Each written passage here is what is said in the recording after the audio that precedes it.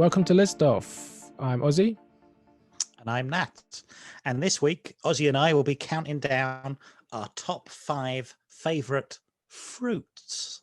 Is it fruits or fruit? Fruit. Fruit. It's like sheep's. Top 5 fruit. If it's it's only fruits if it's like not referring to the edibles. Sure. Or no, do you know in like tree and plant stuff they'll say fruits. The fruits of the so-and-so tree. Yeah. So I guess if there was the stall that used to be on Berwick Street Market, the fruit stall was had a very old sign that said sells bananas and exotic fruits. And I went, exotic fruits. And a banana would be that. My dad famously used to always say that he didn't see a banana, I think, till he was 15 or something. That was all they see. He's born during the war years. And yeah, my dad can remember his first banana. Yeah. I think that would be quite spectacular, that at 15, someone produced a banana and you'd never seen one. I think it would be actually quite mind-blowing. Yeah. You know what I mean? It's like, you'd be like, what is that? Yeah. If you'd never seen one. It takes a lot to wow a kid with a fruit these days. Yeah, it really does. You need to get like one of those star fruits or something, Yeah. Something really exotic. Look at the size of this persimmon, something like that. You can't just show them a banana. Yeah. And to be honest, though, the kind of fruit that would be able to impress a kid is probably a fruit that would impress me. It would have a multi-generational thing.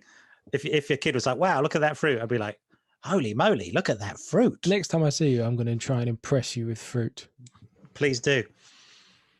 I might find those ones. The ones that look like hairy balls. Sorry, you're just drinking tea there. Yeah, I forgot what they're called. They're like, not as if it's a hot drink. No, right, yeah. So we're going to start off with our 5 a day. My nice. 5 and your 5. And today, just this day. I never do my 5 a day. Probably on about 3 or 4. Your average day. Oh, really? I mean, I have to try and include some juice to try and bump up mine. Yes, but I think I really get to like 3, maybe. Nil point. Bad. My number 5 is the strawberry. Oh. First bred the garden variety of strawberry in Brittany, France in the 1750s via a cross of North American and Chilean wild strawberries. And they've been popular since. There are 9.2 million tons of strawberries produced every year. I didn't know that yet. Yeah, you did know that. I thought you would. 9.2 million tons. And it's not a berry. Strawberry is not a berry. It's technically an aggregate accessory fruit, meaning that the fleshy part is derived not from the plant's ovaries, but from the receptacle that holds the ovaries. Oh, that is quite interesting. Yeah, and I say all of this just to point out how, people are always being smart asses and being like, well, a tomato is a fruit. Like, you can't have tomato on this list. And like, if you've got tomato on your list, absolutely not. You out. Fruits, we mean like the sweet, fruity things, right? It's got to be that. But yeah, strawberry, not a berry. But I'm a big fan of strawberry flavored things, of things made with strawberries, just eating strawberries. Of all the things called berry, it's my favorite. I did like raspberries a lot for a while, but they're just a little bit too strong tasting. I think they just kind of steal the show. If you have raspberries with anything else, they just kind of overpower it. Whereas a strawberry goes fantastic with ice cream, with cake, with just cream, it's just great. The only thing you don't need to do with strawberries is cover it in sugar. I think that's like a relic of when the strawberries you'd get would be rubbish. Now you can just get nice tasty strawberries almost all year round if you're immoral. And love them. Love a strawberry. Had some this morning. My pancake. Of course, that's quite nice. I'm not a massive fan of the strawberry, and I feel like this might be a controversial list off in general, but I'm not a massive fan of strawberry. And I feel like I get you, and I feel that you're right. And every time I have a strawberry, I always feel like, have I never had a good one? Like, I feel like what everyone else is eating is not what I'm eating.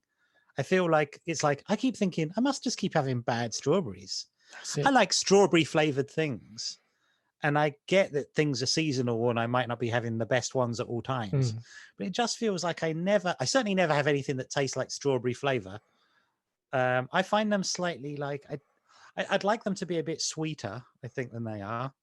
I always find strawberries a bit bitter, and it makes me think I'm having bad ones. You're just getting unripe ones. Yeah, I'm gonna. But then Next then time I see always you, am. Next time I see you, I'm gonna bring you hairy ball fruit. Yeah. I just waited that for when you were drinking again. Hairy ball fruit and strawberries, some good strawberries. Although it may be a bit early for good strawberries, but strawberries are great. Okay. When I was a kid, we had in the garden we had a tub with wild strawberries growing. Have you ever had them? They're very much smaller, small little darker strawberries, very small. Oh, maybe not. And they just grow every year on this funny. It's a different type of plant, and they're very nice. Wild strawberries. They got a delicious taste, but they're pretty impractical for mass production, so you don't get them in the supermarket or anything like that. But they're fantastic things have grown in your garden. And so I was crazy about picking them to the point where my parents actually had to like erect a fence around it to keep me off from just eating them all. Probably eating them all when they weren't ripe as well, and giving myself bad nappies. So yeah, I've been a lifelong strawberry fan, and I would have said they would have definitely dropped out of my top 5 for many years, but they've come back in now. As I mellow, as I return to my roots, the strawberry is back. And yeah, we have pancakes, and we have some fruit, chopped up to go with pancakes, and strawberry's the one I'll reach for. I will shun the blueberry on the way to the strawberry. You're right though that I don't think of like I'm not sure I'm a big berry guy. I mean, I know that wouldn't preclude me from liking a strawberry now, of course, but like maybe I'm not a big berry guy. And certainly like in a yogurt or something, a fruits of the forest to be a bit like, no, thank you. Not for me. Well, yeah, it's interesting. In a yogurt form, I don't really like fruit yogurts, really, not since I was a kid. But I mean, if I was going to have one, I'd probably go black cherry. Okay. I like a black cherry yogurt. But I'd say that I haven't eaten one for at least 20 years. Okay. Yeah, I don't think I'm a big berry person of any variety. Actually, thinking about it, jam. I'll have a jam. I like a strawberry or a raspberry jam, and could have either. But actually, I'm probably less prone to like. I mean, I think have some sort of weak sauce jam because I'm not even that mad on having the bits of little pips or whatever in them. Very strained, like you'll have it very smooth. Very smooth. Smooth jam. Some Hartleys or something. Get myself some Hartleys. Really pressed. £1.9. No with bits in. Yes, please. That's for me. Yeah, I think. But this is probably explaining why I'm not getting my 5 a day. I think is gonna crop up on this. I like crop up when we're talking about fruit. Exactly. My number 5. I've put it at number 5 because I felt like it was going to be a controversial one, and it bumped out another one, which is probably a more legitimate fruit. And I feel like this week I might be the bad boy list off with my controversial truths. A tinned peach. Peach. Is that controversial? That's good. That's good. I like that. Okay. I think it's a big one to have in your top 5, and I think it shows commitment to packaged food. Sure. The fresh stuff, but a tin peach is a magical thing. Yeah, they're pretty good, and it's sort of that really sweet juice it comes in as well. Absolutely lovely. What is that? What is it? It's like it just says. I don't know. Syrup. I'm sure it's sugar. It says it's got to be in syrup, but it's a good stuff, isn't it? It's going to be a preservative, isn't it? So it's going to be like a virtually. I guess it is syrup, pure sugar, isn't it? Water, yeah. Yeah. But it's where it's been flavored with the peach, and it is bad because I do know that in my head that it's like I prefer a tin peach to a peach, and I know that isn't great, but I did look it up, and apparently it has exactly the same amount of nutrition in a tin peach than you would in a regular peach. Yeah, that's the and the article was put in a way to be like, I don't feel bad if your kids like tin peaches and not regular peaches because it's still got all the good stuff in.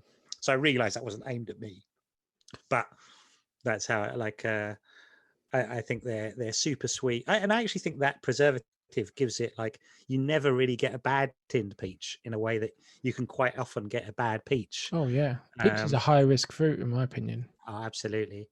Often easily bruised. Easily bruised, and Uh, it can easily be. You can look like a good one, and then you can bite into it, and it's like mhm. over hard and has no sweetness and just not there yet. It's very Mm. hard to judge. It's like buying avocados. Yeah, I mean, we've got. I guess we should say this now because I've done that. Some of the fruits on my list are ones where you go. I mean, it has to be at its best, but some of them are. That's the beauty. They're fair weather That's fruits. the beauty of tinned peach. I mean, that's why you'd have them during war. You'd have them in the Wild West. You'd have them, in your nuclear bunker. You'd have them on your Harvest Mhm. Festival. You'd have them on, tinned peaches go. You'd have them in Deadwood, wouldn't you? Of course, yeah, Deadwood, they'd always be yeah. eating tinned peaches. Fruits of the Wild West and of war. Two Yeah, cool it's things. very manly in that way as a Yeah, fruit. yeah, it's What true. would you just have them plain? Do you know what? I would have them plain, but I tell you something, a thing that I used to have as a kid. I think perhaps from school dinners Mm, would be tinned peach in custard, where you'd have a sort of the syrup floating in almost inside the custard, mm. and it's little like a little oases of uh, That's tinned very syrup cool. water. No, we always Um, had them in the house. Like I think my dad really had a thing for them. Again, being a kind of wartime baby, it mm, was a really exciting fruit that you could get and was super practical and wasn't down to the vagaries of seasons or importing or anything like that. It was you can get these any time of the year. You can keep them for ages, and when it's a special occasion, you can get your can opener out and have some tin peaches.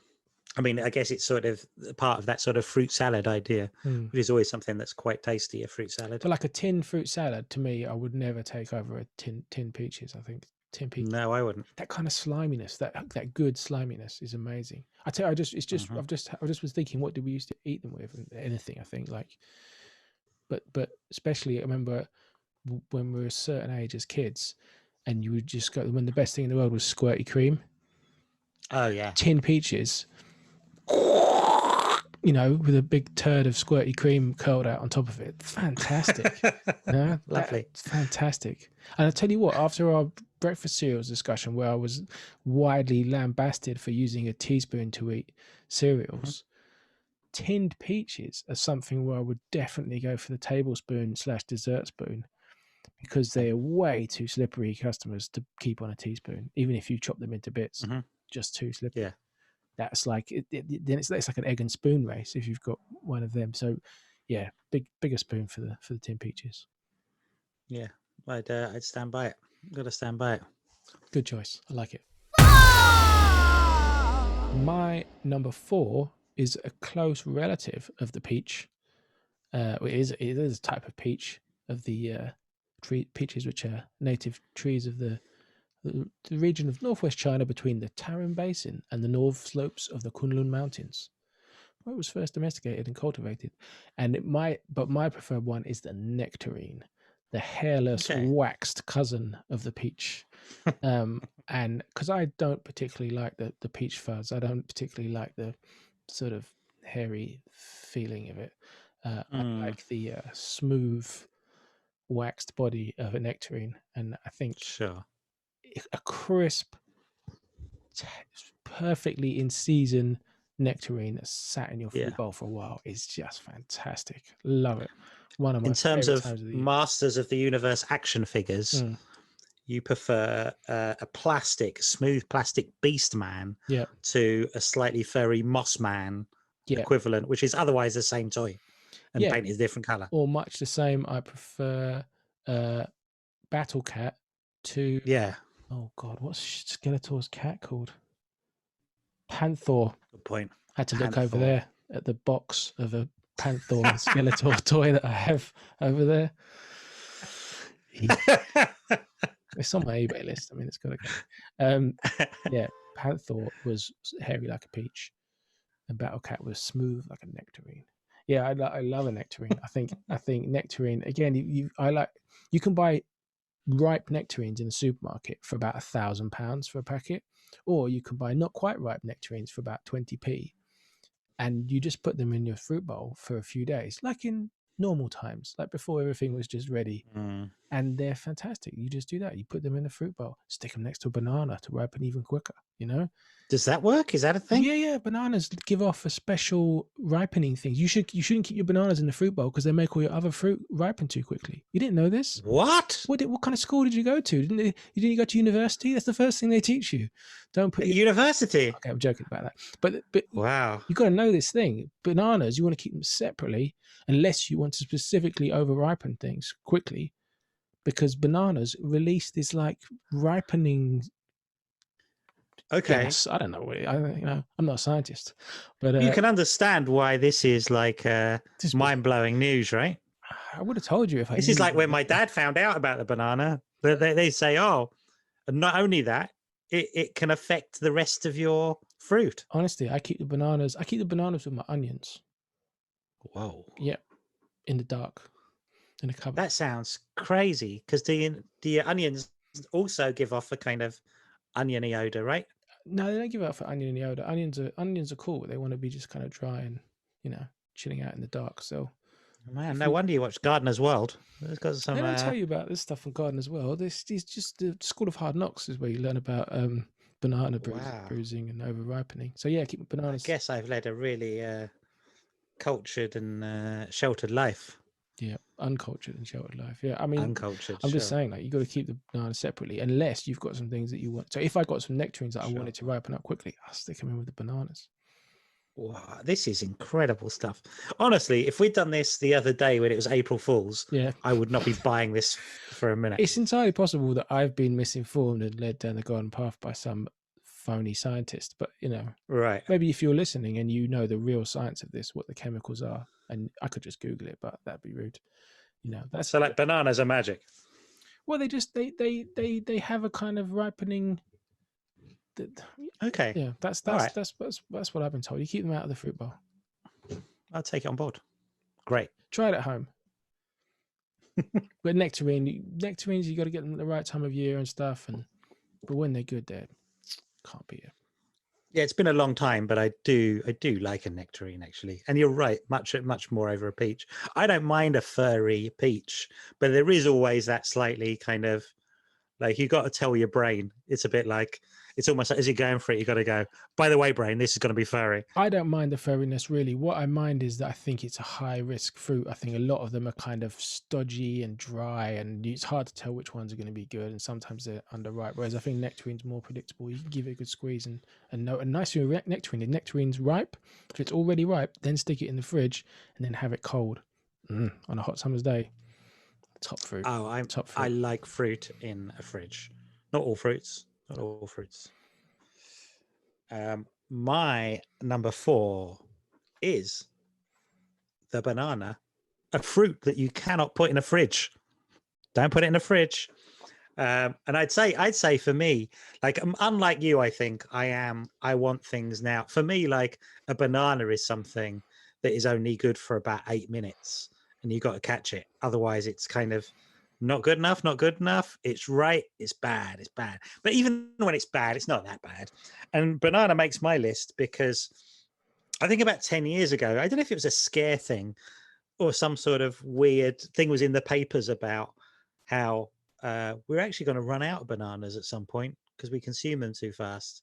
And that was one of those things in my head. I went, it really gave me a bit of existential angst to the idea of that we're going to run out of bananas at some point, and there will be a day when it's like, yes, sir, we have no bananas.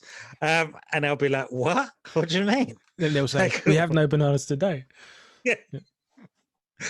Or any. Okay. Yeah. Or any other day from now on. You've eaten your last banana, my son. Yeah. Which I'm going to say to someone tomorrow. Hey, man, you've eaten your last banana. Sounds like something they'd say in an 80s film. I'm going to use it more often. Oh, yeah? Well, you've eaten your last banana. But yeah, what I think, and it was almost like bananas are one of, like, they're an easy go-to for me. Very easy. And also, I could probably do a banana when it's well past its best. As a kid, I'd have a banana sandwich. Yeah, did you have those when you were a kid? Nope. We'd have them quite often, and I enjoy a banana sandwich, mushed up with a fork. Oh yeah. Not sliced.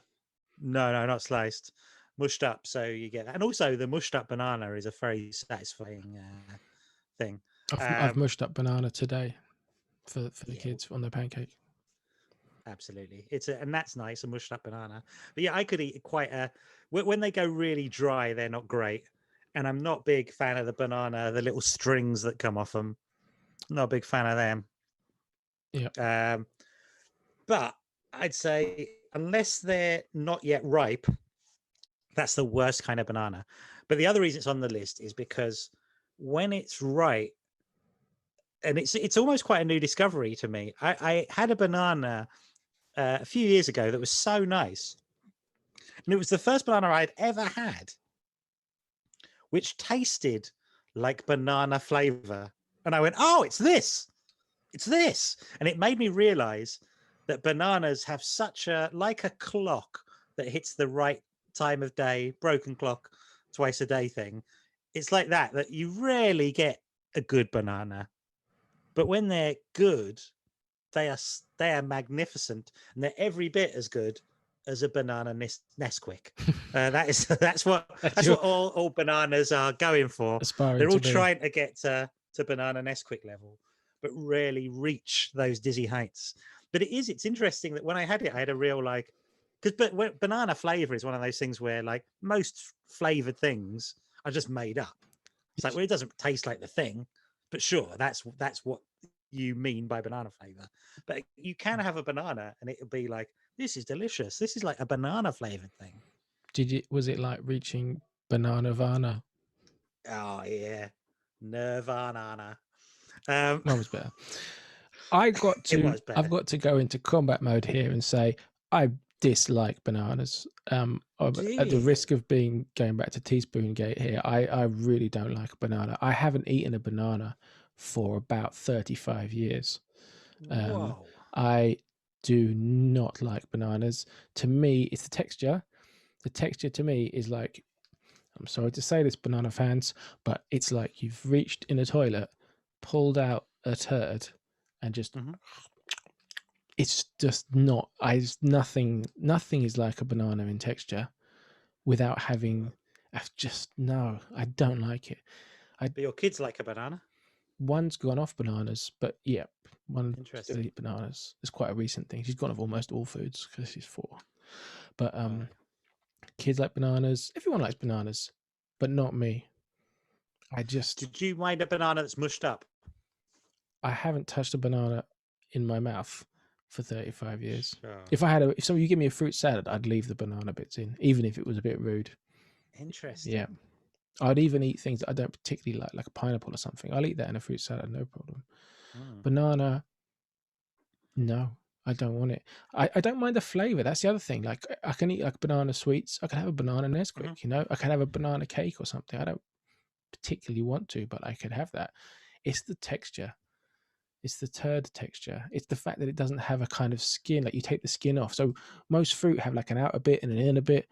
When you've taken the peel off a banana, it's just this mushy handful. I feel like neither of us had ever actually eaten a turd, but to me, I wouldn't say that what that is the same texture as a banana. Though I've never eaten a turd. I feel like it isn't, and I haven't eaten a banana for 35 years, so I'm very, very poorly informed to make that comparison. But that's how I feel about it. I just don't want the texture of it in my mouth. Okay, well, this might change your mind, right? Did you know that banana can give off this sort of ripening aura that can ripen up nectarines and shit? I did, yeah. I always have one around the house. So I mean, that's the other reason it's on the list. It's magic. It's a magic fruit. So put that in your banana pipe and smoke a banana. I don't want to smoke banana. Actually, do you know what? I'd rather smoke a banana than eat a banana. No, that's fine though. I've got horses for courses. I've got a great banana thing that happened a couple of years ago. I was walking down the bottom of Tottenham Court Road, about near where like. When you say the bottom, Yeah, I mean like paper tiger, kind of opposite the new foils, that kind of bit. The So closer to Tottenham Court Road Tube very than close to Tottenham Court Tube, and hi-fi is not furniture. Basically, is what I'm talking about. And I was walking behind a young woman, and she slipped on a banana peel on the pavement.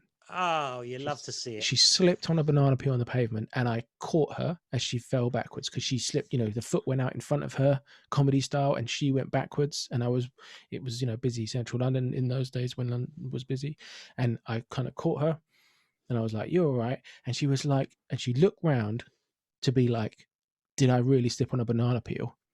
And she looked at me, and I looked at her and was like, "Yes, you did." And she was happened like, to me. "It happened to you?" Happened to me. Incredible. Slipped, went flying along, and I was like, "What the f was that?" Because it is an unusual thing to slip on as well. Yeah. Like what you're on is like, what is this? And it was like a banana skin, and it was like very satisfying. Like, oh well, fair play. I'll have that experience. Thanks. I'll have that life experience. It just was like you wanted there to be someone recording it.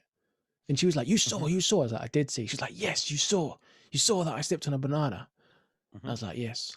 And then that's probably why you should never throw them, dispose of them in a bin. Exactly. Guys, because they are very slippery. Whoever laid that, I guess they probably won the race, didn't they? Yeah. I've never seen. You ever been hit by a turtle shell? I've never been hit by a turtle shell, struck by lightning, okay, gone faster because I ate a mushroom, or jumped really high because I had a feather. That's for the old school crew. To be honest, I guess if you were hit by a turtle shell, one red and one green, and you'd slipped on a banana skin, you would be going, I know how I'm going to die. And that'd be when that lightning bolt hits you. You've got to stay indoors for a long time if you've had all three. Oh, I'd quite like that. Not as a way to die. How did he die? He was hit by lightning after being struck with a green shell and slipping on a banana. Yeah, that would only happen if you were about to win as well. Anyway, that's my favourite banana thing, really. Yeah, well, that's my number 4. It's fine that you don't like them. That's fine. That's fine. It's very good of you to say. My number 3 is a quite specific one. Is the Granny Smith apple. Yes. The sharp, crunchy green apple originated in Australia in 1868. It's named after Maria Ann Smith. Oh, lovely. Yeah. A real granny. Real Granny Smith. She propagated the cultivar from a chance seedling. It's thought to be a hybrid of a European wild apple with a domesticated apple as the pollinizer. Anyway, she is the real Granny Smith. I think she was quite a big tree person. Is she an actual granny of humans, or does she feel that she is the grandmother of apples? I'm going to have to look her up again, I guess, to find that out. I just was happy enough to see that it was a Maria Ann Smith. Yeah, that's very pleasing. And I like a Granny Smith. And it's Australian, so it's lucky to have been called Granny Smith because they might have named it just Smitho or something. Do you know what I mean? Yeah. Smitho. And that would be, we'd all have to say, oh, yeah, I'm having some Smithos. Smithos. But yeah, Granny Smith. And you love a Granny Smith. Can't beat it. It's the most unethical apple to like if you live in the UK because you can't really grow it here. So they're all imported from the other side of the world all year round, pretty much. God, it's very interesting because I think of that as almost being the most common apple of my youth, the Granny Smith. And I assume the Granny Smith is very British in a kind of... No, it's the other side of the world. Wow, South Africa and Australia, most of them come from. You can grow them here, but they need more warmth and stuff. So they're super popular here as well, right? Yeah, I think so. I mean, you can always, the red apples kind of come and go, and there's obviously more. There's only 2 types of green apples you ever get anywhere other than cooking apples. Is you get your Golden Delicious, which is disgusting, yuck. Get out of town. You can have it on your lip. Oh, that's just terrible. Well, the Golden Delicious is technically it's more of a golden color, so it's more. I guess it's more of a yellow apple than a green. It's a light green, isn't it? You think that's I don't know. Green? A Granny Smith is a deep green, which you can, if you look closely at Granny Smith, it has lots of tiny little dots on it. Yeah. So lighter dots. Go on. Granny Smith, fantastic, really sharp. Sometimes they're so sharp they're not sweet at all. Is the kind of fruit that you could, if you accidentally cut yourself, you had a cut and you rubbed a Granny Smith in it, I reckon it would really hurt. It's proper, it's got that bitterness to it, but it's so crisp and white on the inside. Love a Granny Smith. Big fan of eating a Granny Smith. If I'm hungry and it's time for bed and I'm like, because I ate dinner with the kids and that was about 1,000,000 hours ago, and now I'm going to go to sleep and I'm like, oh no, I'm hungry and that's going to keep me awake. Granny Smith hits the spot. Fantastic. I tell you what, I've just had a Proustian memory of eating Granny Smith. This is quite a satisfying thing. Have you ever eaten an apple where you've cut in chunks of it, right? Rather than taking a bite out of it? That's quite a satisfying thing. And that almost makes me feel like, again, if I was in the Old West, I feel like I might have a pocket knife that I'd cut apples with. Yeah, a paring knife. Yeah, I'd have one of those and some tin peaches, and I'd go out shooting some robbers and rustlers. Rustlers, yeah. But as I was a kid, I think it was when I had chicken pox, I was ill, and for like a lunch that I'd never had, I think before or since, was a cut up Granny Smith, just slices, and a few slices of cheese, and having them as a sort of, and they complemented each other very well. My mum eats cheese and apple slices like daily. It's like a go-to lunch thing. Cheese, apple, maybe a bit of a cracker or something like that. Yeah. That's all right. Yeah, she just does. Yeah, no, cut up Granny Smith was a big thing when we were kids. Love it. I think because it's just so firm. Like, I'm not a big apple fan in general. I like the flavor of apples, but a lot of apples are a bit. I know what you mean. I absolutely know what you mean by that, and I might talk more about it in a bit. But I do quite like things firmer in general. I will come back to it. I will come back to it later. Yeah, was it you can get the full gamut of firmness from an apple department of your Apple superstores. Yeah. Granny Smith, love it. Number 3.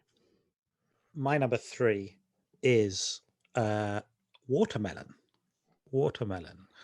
I think it's. I don't think anyone doesn't like a watermelon. No, I think every episode you throw in a double or triple negative. I don't think anyone doesn't like a watermelon. Watch out for it at home. You do that so much. It's fantastic. I do it written down as well. I have to constantly rewrite things. You think everyone likes a watermelon? No, I don't think anyone doesn't like one. That's how I speak. I've got, that's my. I've worked long and hard to get these triple negatives in. I love it. I've got an unsuccessful career in stand-up comedy based on such linguistic flights of fancy, and I won't have you belittling them. I'm not. I love it. But a watermelon, I think, is like, it's refreshing. It is classy. In some ways, it doesn't taste of a lot. It's a really subtle fruit, and that's it. That's sort of its strength. It's that thing where, on like a hot day, it's a really great accompaniment to have this sort of refreshing thing.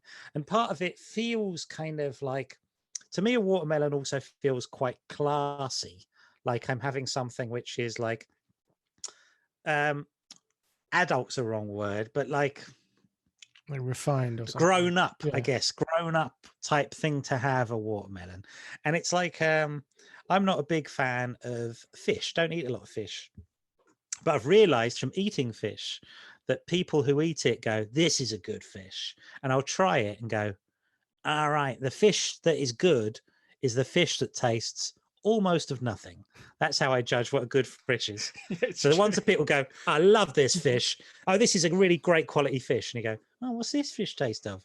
It's like nothing at all. So that's what I've read. Almost the more you can taste fish, the worse it is. And by those metrics, your watermelon is one of the best fruits. It doesn't really taste of a lot, except for like, that is one where you have a watermelon sweet. You know what it is. You go, oh yeah, sure, that's watermelon. If you're eating a watermelon, you'd be like, no, not much really going on here. It's subtle, but nothing tastes like it, right? Exactly, exactly. And in general, I guess what you're eating is mainly water. And I find that thing that that is something that absorbs water from all around it, right? Like that I think takes in water from outside. I think that's why you can have bad watermelon in countries where it might be in like a puddle or near bad water. It's like it will have sort of absorbed some of Okay, that, I think. And I think that's that thing where you can put, alcohol in it and things, right? You can kind of soak it and add stuff to it. But watermelon is that kind of it, and it feels like, in a way that when I was a kid, almost all fruit, which is a good trick that mums play, that fruit was often a pudding, like, and a watermelon really does feel like a dessert as well. It has that real, you can have it as a dessert, you can have it on its own, you can have it as a starter, you can have it almost as a drink. If it's cold, you can have it like certainly when it's cold on a hot day, there are a few things nicer than watermelon. And again, it's that sort of texture where there's nothing really else like it. It feels almost that it's almost like water, which is like formed a shape almost. It's got this sort of, a big fan. Nom, nom, nom. In fact, it's the first one that's given me a real mouth-watering. You need some now. I need some watermelon. I haven't got any. I like to see someone in a shop buying half a watermelon with a bit of cellophane around it. Yep. Always a good look for someone in a queue. Yeah. They have to have it on their hand because it doesn't fit in their basket. So they've got it sort of balanced on their arm. Love it. Yeah. I love it that you see it in shops that mainly sell beer and tins of beans. Oh, we've got some watermelons over there as well. Love to see it. Watermelons. I'm with you. My number 2 is another specific one. It's white cherries. Now, when I say white cherries, I mean the kind of yellowy, blotchy with red cherries that in America they call Rainier cherries, but I'm not sure that's what the ones here are. We used to really have them growing in Herefordshire a lot where I go for holidays, and there'll be a lot of orchards there of these white cherries, and they are only around for a couple of weeks a year generally. I'm a massive fan of them. I like the flavour so much more than a dark red cherry. They're kind of like, they're a lot like a nectarine in a way. They've got that kind of not as sharp of a taste, that kind of yellowy white flesh inside. Absolutely delicious. Can eat loads of them without feeling sick. Whereas I think the red cherries, like there's a limit to how many you can eat before you start getting a bit acid reflux or having to run to the toilet or something. Certainly as a kid, I think it was, there was a limit which you could overdo. Whereas with the white cherry, you just go crazy, knock yourself out. And you'll see trees of them around the place here and there because they have a nice blossom. There's they're a nice looking tree.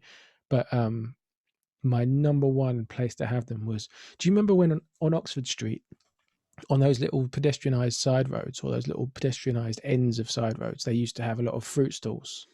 Yeah. Market stalls. They're probably all gone now. There might be one left, but there used to be a lot. And I would just get a little paper bag of white cherries when they were in season on Oxford Street when I was doing my shopping, going to the record shops or whatever. And it really makes me laugh now to think of myself as a teenager with a bag of cherries walking into record shops or clothes shops or whatever, stash the cherries in my pocket or something and do my shopping, then come out and just be eating some cherries and spitting the pips out in the bins as I walk past them. And it would just, that to me, that's just like a really joyful thing. Like instead of getting some sweets or biscuits or something, it'd be like, I'm just going to get a bag of cherries. I've pretty much never. You're a regular Huckleberry Finn. Yeah, that's what it feels like. But I'd never been someone to buy some fruit and eat it straight from a stall or something. I buy fruit from the shops as part of my shopping. But for some reason, but you know what? When I see someone with a bag of fruit, I like it. I like to see someone walking along with a brown bag, picking out bits of fruit. It's pleasing. It's great. That's the only time I've really ever got into it. Is like on Oxford Street, eating white cherries. But I did that a lot. I don't know about white cherries. I feel like I've never had one. But I can't. When you're describing them, I can't even see them. They're like a yellowy white with red blotches on them. They might be all yellowy white, or they might be mostly red, but they have like a peach. They look like a mini peach, but they're cherry size. They are cherries. They're very much like a red cherry, but they have a much less sharp flavor. And I would say it's like comparing white chocolate to milk chocolate. It's that sort of relative. Like white chocolate. I'm saying they're very much the white chocolate of the cherry world. I would say, like I'll give it fantastic. A go. When they're another one which is they're only around they're quite niche, so they're only around for a quick minute, but they're fantastic.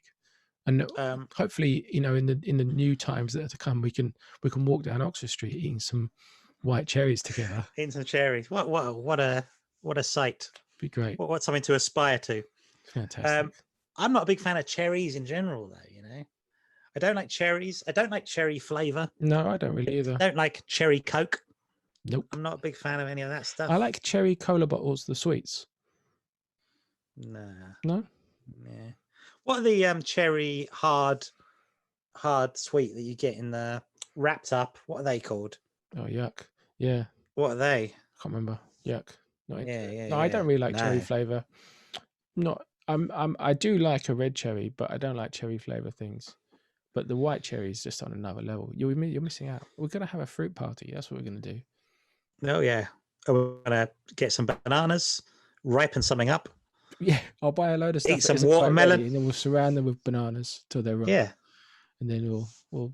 I can't wait for this fruit party. Fruit party. It's going to be the big post-COVID thing. A fruit party. 2021 or possibly 2022, depending on.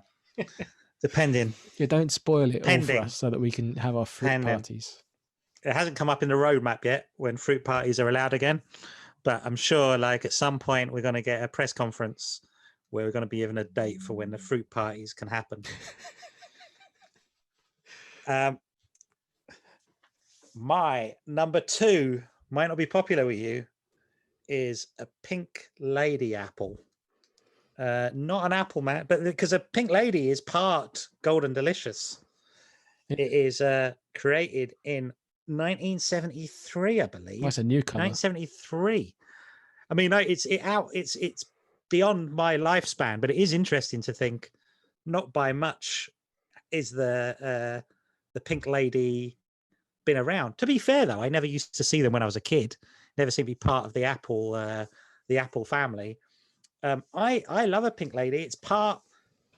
One of the things I like about Golden Delicious, which I know it's not as hard as a Granny Smith, but it does have some crunch to it. Some of them don't. Yeah. Like you kind of Brayburn where they're a bit like too soft and a bit like sort of lose your teeth in them. The ones that are really soft are those ones with the really waxy, the dark red ones with the really waxy outsides. Oh yeah, they're really massive, and they're just like they're almost like a banana. They basically look like red peppers. Yeah, those kind of ones. Yeah. But yeah, your pink lady is it's crisp. It's very pleasing to bite into. Snap it off, and also a pink lady is so sweet that it's got almost like a bubble gum flavor to it. It's really nice tasting. Again, comes from Australia. I guess most of the apples do. Apple country. But yeah, it's got like it sort of mixes a Golden Delicious, which to be fair, I sort of agree that they're not the nicest. They're not delicious. But whatever it's crossed with, apparently it's crossed with a Lady Williams apple, but I've never had a Lady Williams. And it's that crossed with a Golden Delicious. But whatever that is, it is created something. It tastes almost like a Hubba Bubba drink or something. It's like which is the kind of fruit I aspire to. I like Ones this. that taste like incredibly sugary.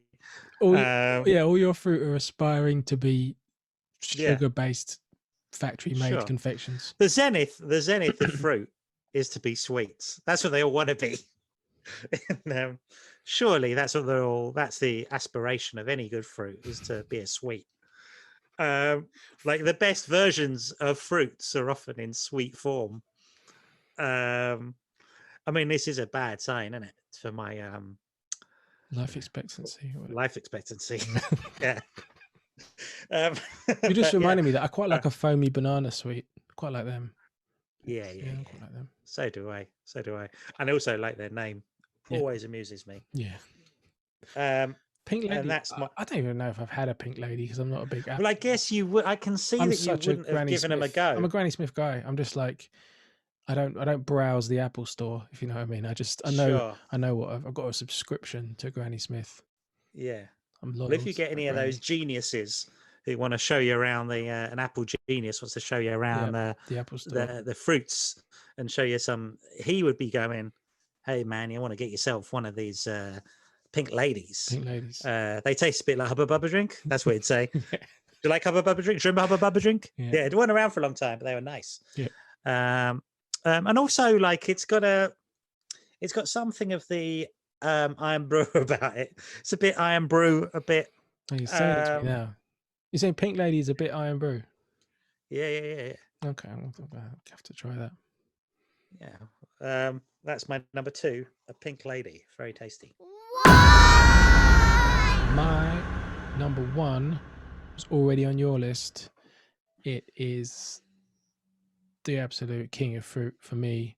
It is the watermelon. I think something that you didn't mention is it's the best looking. I mean, that green, 2 shades of green patterned outside like a really exciting marrow or gourd or something, but on the inside is a bright, like unnaturally bright pink to red, like flamingo colored fruit. Oh, it's incredible. You know, you can get good watermelon pretty much everywhere now in London, is all the time pretty much, but certainly in summer you can get it really good. But when I was a kid, it was like you could get it on green lanes, you could get it from Turkish and Cypriot shops, and they would have it, and that would be the good stuff. And then if you had watermelon somewhere else, you'd be like, this is rubbish, like this is foamy and not refreshing at all. But the good stuff was amazing. Now it's pretty much all good stuff. I mean, I don't get bad watermelon very often, but absolutely love it. Love it in when we go to Greece, have family holidays out in Greece, and the you know, everyone there is like, it's called karpouzi. You have some karpouzi after your meal. Like, you just have a meal, and then like maybe you're gonna have pudding, but they'll just bring you out some watermelon cut up into chunks, you know, with little gâteau forks. Just have a bit of that. Fantastic. Like, because you can if you say I'm full, you can still squeeze in some watermelon. Like, there's no full that wouldn't let you have watermelon because it's mostly water. Well, you get that thing as well, not even the watermelon, the regular melon you would often have a sort of starter in restaurant. You could have a Parma ham and melon. Yeah. And I always like that kind of cutting a melon into squares is always a pleasing thing to have a bit of a little bit of watermelon. I'm really not crazy about the other melons. The regular melons. None of the melons, the honeydew, the gala, none of that. I'm not crazy about it. But a watermelon to me is still an incredible treat. You know, when we have a big party or a barbecue or something this summer, to go and buy like the biggest watermelon you can find in the local Turkish grocers, you know, that's like fantastic. And you go, yeah, I'm going to buy this whole watermelon. Can't carry anything else home. Just is my watermelon trip. I've just come to get a watermelon. And then you got this huge thing and you're walking home with it. You look like, you know, people look at you like they look at people who have like a small dog. They're like, oh, look at that.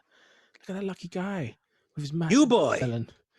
Get me the biggest watermelon from the window of the greengrocers. Yes, or probably not greengrocers, probably more the best from the shop. It's the best feeling. And you go home with that and get your biggest knife and awkwardly cut it. Try and make some regular slices and not cut yourself. Fantastic. And it's its own fridge. You know, it retains its own coolth. You know, you can stick it in the fridge once you've opened it or whatever, but before you do, it's going to stay super cold in there. You're right to mention the look of it, though. It's a very good looking fruit.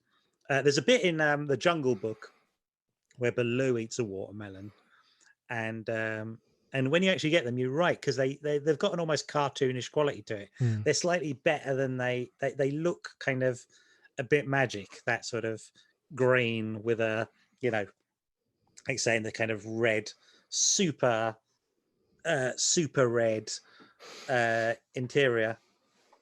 Lovely. No, you just can't beat it. And again, it's something that used to be like an incredibly, like a lot of these fruit, they used to be like an incredibly rare treat. But unlike your white cherry, which is still hard to get hold of for most of the year, Yeah, the watermelon now you can get in my neighborhood at least, which has got a lot of Turkish and Cypriot people and stuff. But you can get it all the time, and I tend to wait till it's sunny because then it's better. But it's just it's like a thing that used to be a massive treat, and now it's like you can have it whenever you want, And the kids will be like, "We have some kapuzi," and they're like, "Yeah, we'll get some, no problem. I love it. It doesn't even cost a lot, It's I suppose it does sort of by how much food it has in it, but if you think of it more like a drink, unbelievable, unbelievable. I like watermelon flavored things. Do you remember when they did those Jolly Ranchers, the boiled sweets from America that had too much flavor? So you put them in your mouth and go, oh, God. And one of them was watermelon flavored, and that was the one. It was like, this is great. Just watermelon flavor, fantastic. Or watermelon flavored bubblegum, fantastic. Watermelon's great. You ever seen them growing in a field? Like, they're mad. They're amazing. They're growing out in the blazing sun, and then you crack one open and it's cold. That's incredible. It's a fridge. It's its own fridge. Like, it's an edible fridge. Brilliant. Nature's fridge. Nature's fridge. I love them. My number one are clementines. Ooh, good one. I absolutely love them. And in a way that is bad, like you've brought up several times, I almost find it worrying that I can get them good all year. I go, where are these coming from? I'm getting good clementines all year round now.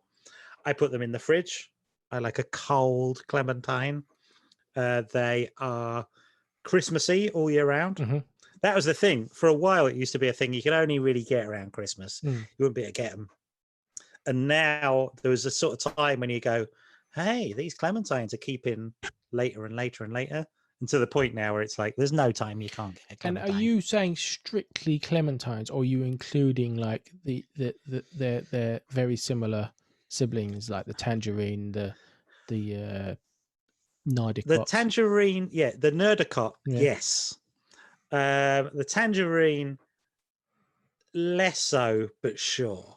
And satsumas? Again, sure. But nardicot, yes, very much so. And I like it now that they're all kind of labelled now as easy peelers. Yeah, they don't even really get their own tell name. you which one it is. Yeah. And also now I've realised I have clementines all year round. I always have them in the fridge. That's my go-to fruit of choice. A couple of clementines. Try and have a couple of clementines every day.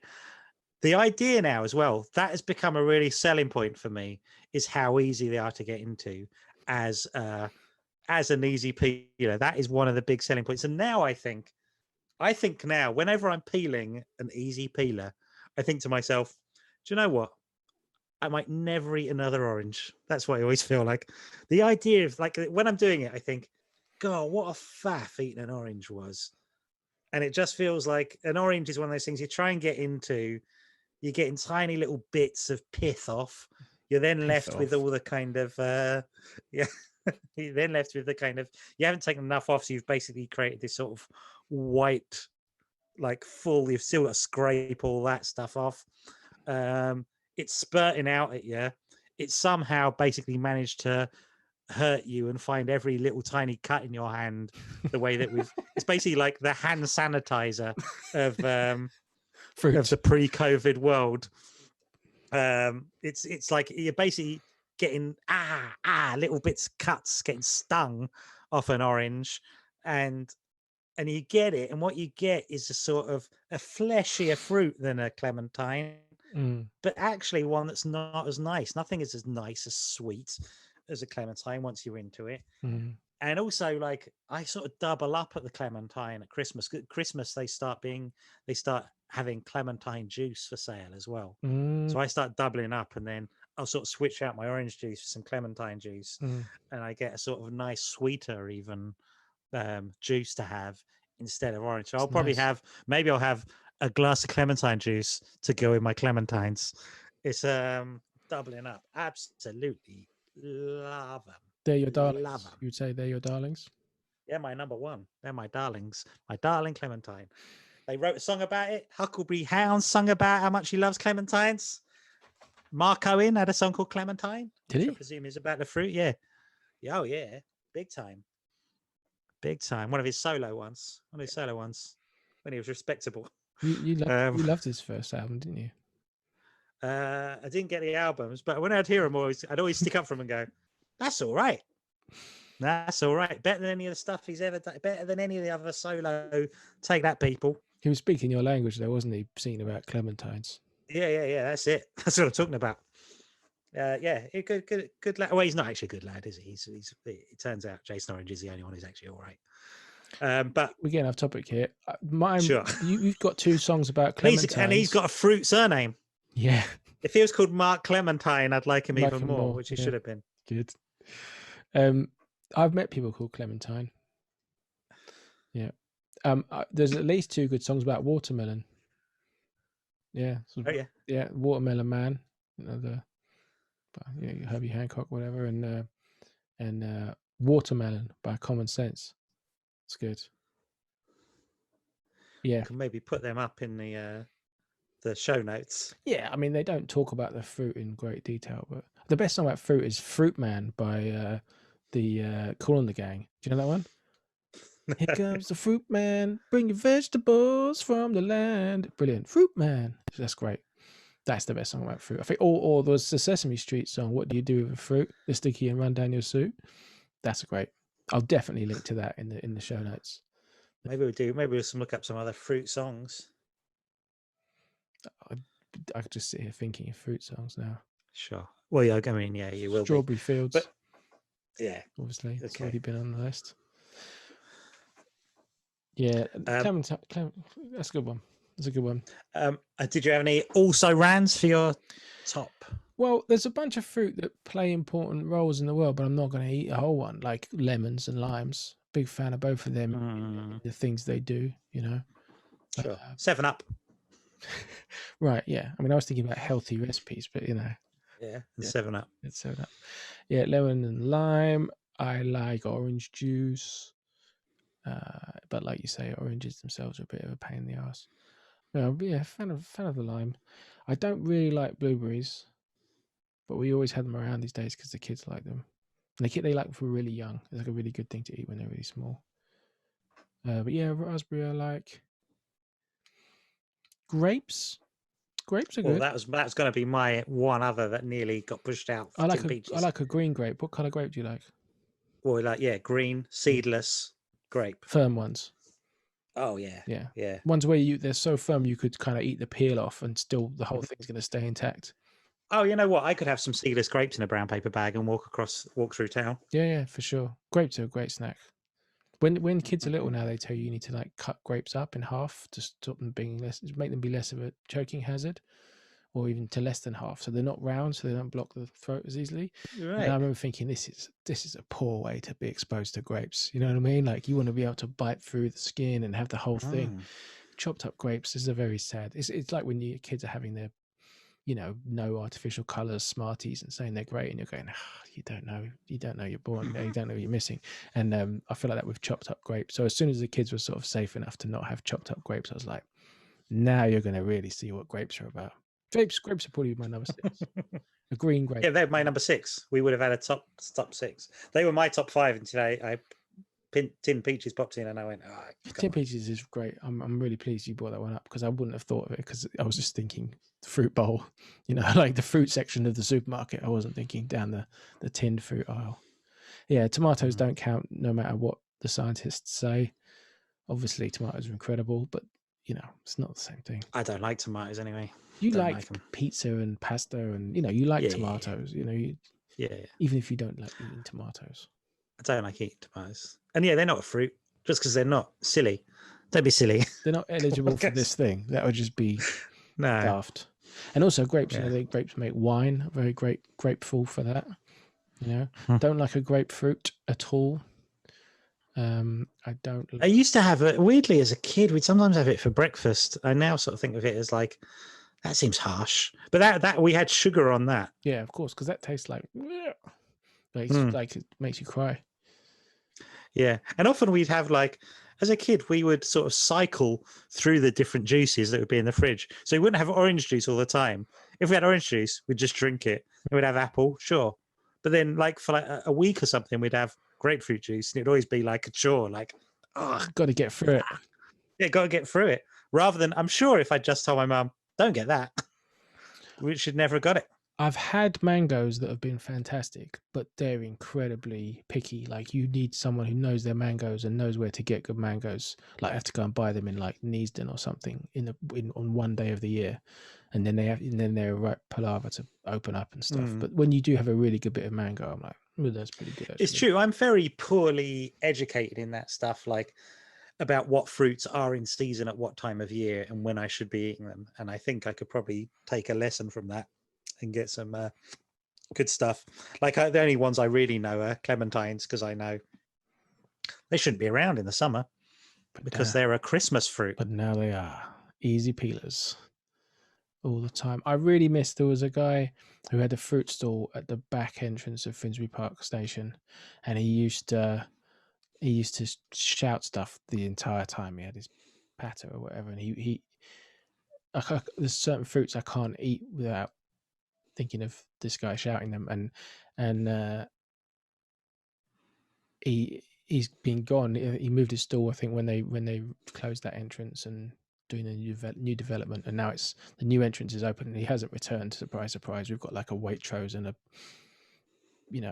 Picture House Cinema and a M&S and a patisserie. He's not coming back, but he used to stand there and all day long, and he'd be going banana banana banana banana, and then he'd be going like some mango, try some mango, try a bit of mango, try some mango, you like mango, try the mango, try the mango.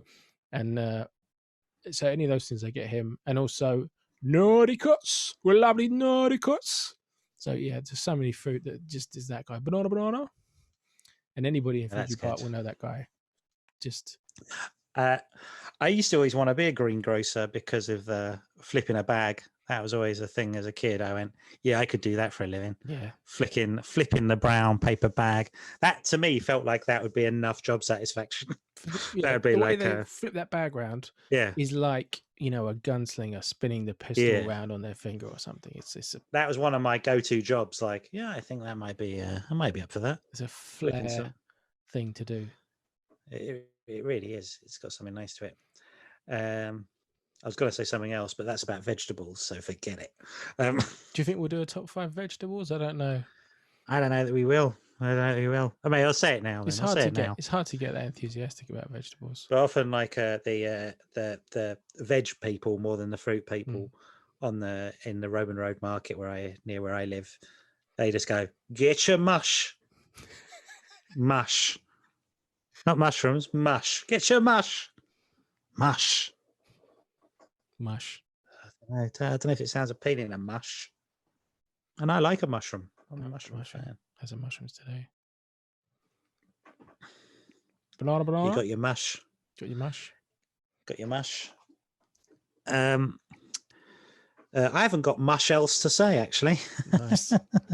But if you let's go and have a bit more of a laugh at that crap. If you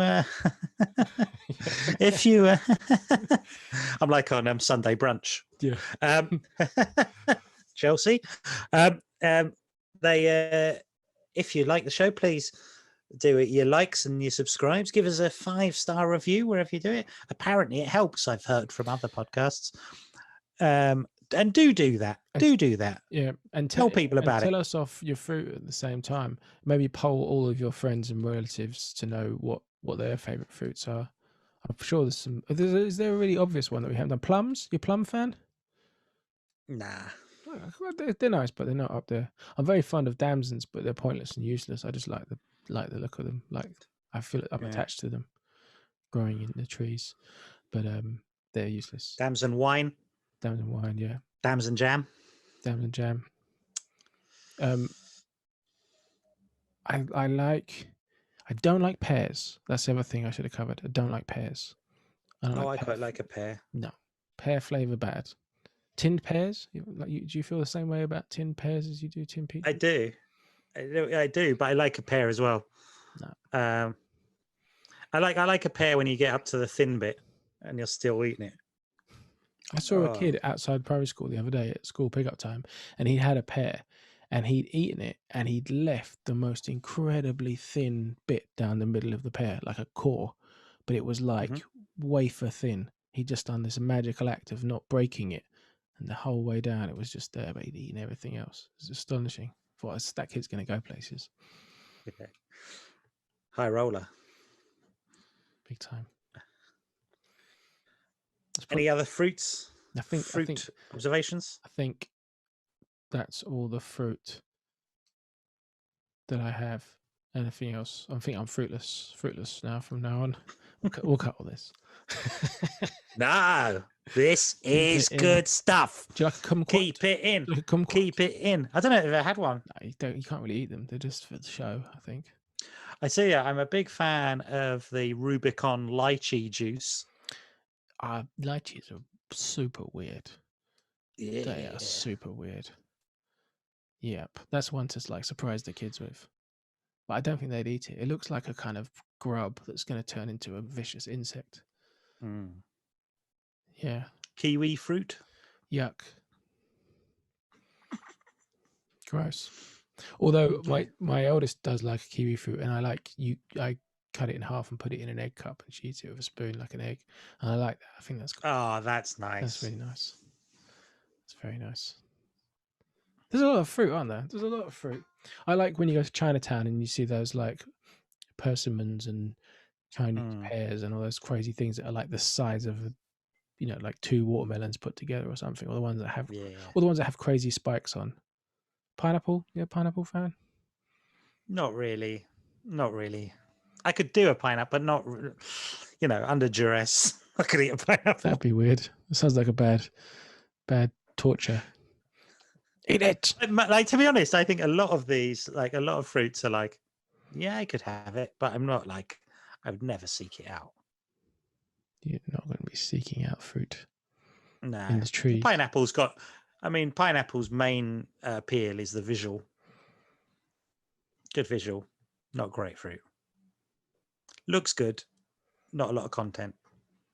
Like like a very flashy kind of film that's got some spent a lot of money on the set design. Not a lot going on. The pineapple. Apricot? Fig? Not fig. Yes, apricot. Dried apricot or fresh apricot? Both. Yeah.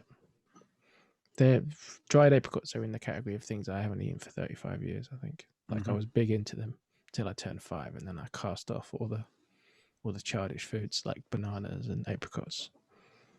That's not childish. I'm just being stupid. I think we've covered most of the fruit. We've covered all the fruit. Black currant.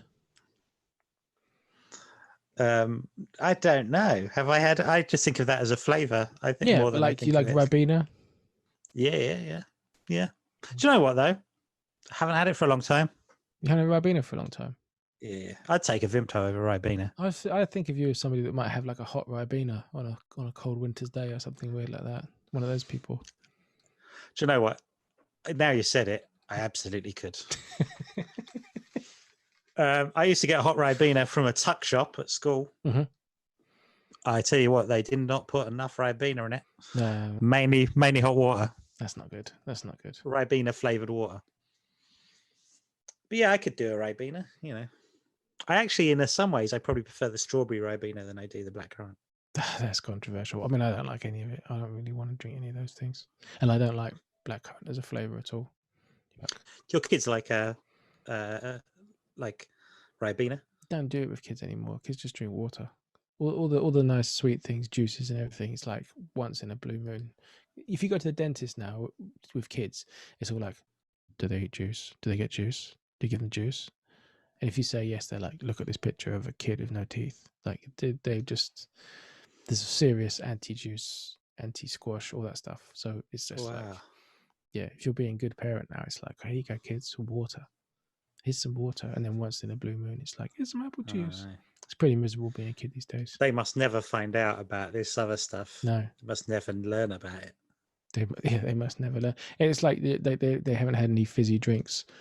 But if like, even I think they've tried some like fizzy water and were like, ugh! Like that's, it tickles my tongue, and you're Of course, yeah. I guess you're not. I'm not going to be like, oh, you've got to get into this. It's not like learning to wipe your bum or something. You can get through life without being into iron brew. Don't need to be a freak. I can't. Oh, I've got myself off it these days. Still be in my top 5 when we do that. Oh yeah. Got onto the methadone program for getting off iron brew. Golden, you want some pink ladies? Pink ladies. So that's how you'd wean yourself off some iron brew. Come try. In a good way. This is my takeaway from this episode: is try some pink ladies. Right? We should say, what's a fruit way of saying goodbye? I've never been asked that before. What's a fruit? Goodbye, Reese. Goodbye, Reese. Good berries. Goodbye. Oh, yeah, I don't really know. Have a Tata would be tater. That's not a fruit. Tata. Have a very good day. Have a very good day. And see you next time. For more list offs. Goodbye. Bye.